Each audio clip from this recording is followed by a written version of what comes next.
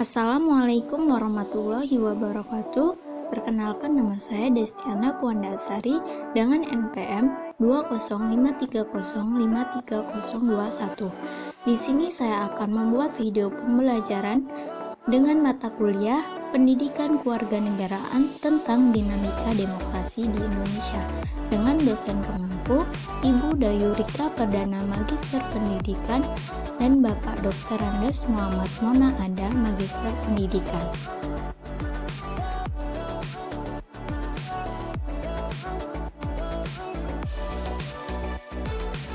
Baik, pada pembahasan pertama yaitu ada pengertian demokrasi.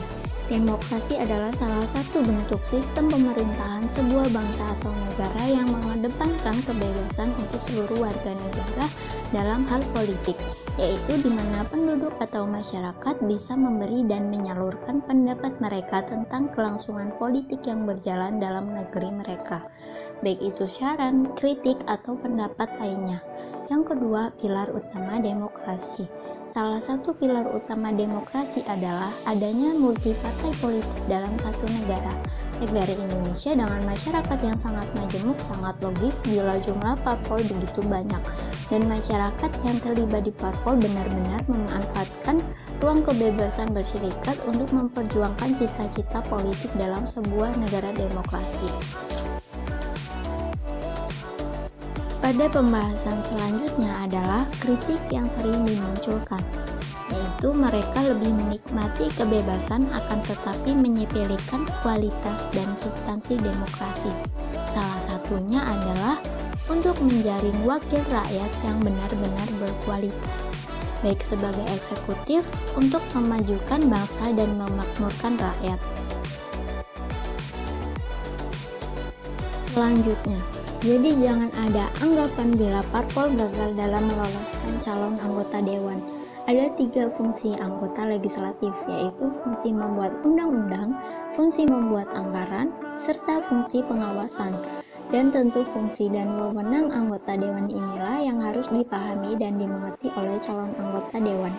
Logika sederhananya, jika kita mengetahui fungsi dan wewenang, lalu bagaimana mereka akan mampu untuk bekerja? Jadi jangan sampai ketika sudah duduk di legislatif tidak pernah paham apa itu fungsi dan wewenang dari seorang anggota dewan. Disinilah tentunya kualitas dari calon anggota dewan perlu penyaringan sekiranya mampu atau tidak untuk memenuhi syarat sebagai calon anggota dewan. Jadi bukan hanya bermodalkan popularitas tanpa ada kontribusi yang signifikan. Pada pembahasan selanjutnya adalah partai politik dan demokrasi di Indonesia adalah 2 kata yang tidak dapat dipisahkan. Di negara manapun dan di Indonesia menganut sistem demokrasi Pancasila, yaitu demokrasi yang berdasarkan pada asas-asas Pancasila.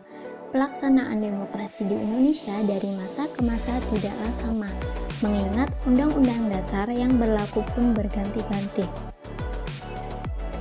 Selanjutnya, pergantian Undang-Undang Dasar menyebabkan pergantian sistem pemerintahan. Indonesia telah menganut sistem demokrasi sejak merdeka sampai saat ini. Dimulai dari demokrasi terpimpin pada masa jabatan Soekarno, demokrasi Pancasila yang digunakan Soeharto selama puluhan tahun menjabat menjadi presiden, hingga demokrasi sesungguhnya yang mulai berjalan setelah masa jabatan Soeharto, berakhir pada tahun 1998 yang ditandai oleh adanya pemilu daerah maupun presiden yang dapat diikuti oleh rakyat secara serentak dan adil.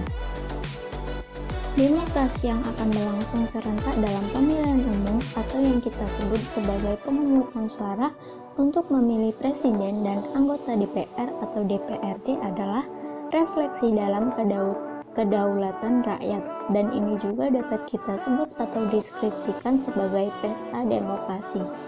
Walaupun setiap pemilu, baik itu pemilihan presiden atau pemilihan anggota legislatif, akan selalu menghadirkan konsekuensi berbeda pilihan. Akan tetapi walaupun berbeda pilihan, masyarakat diharapkan untuk selalu menjaga kondusivitas agar tercipta demokrasi yang nyaman dan damai.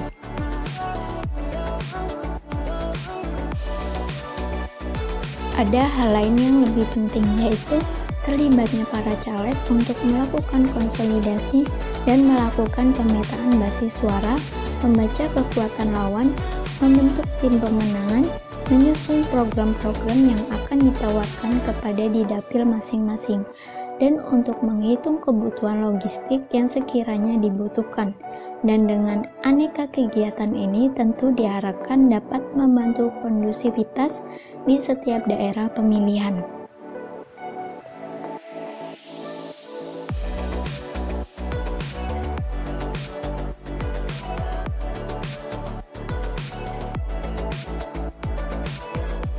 Selanjutnya, agar tercipta pesta demokrasi yang lebih bermartabat dan demokrasi di Indonesia dapat berjalan dengan baik dan sesuai dengan harapan seluruh bangsa Indonesia.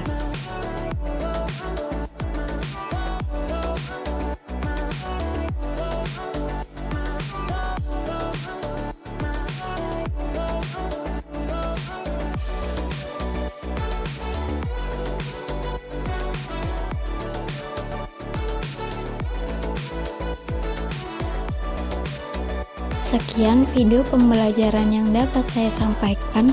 Kurang dan lebihnya saya mohon maaf. Wassalamualaikum warahmatullahi wabarakatuh.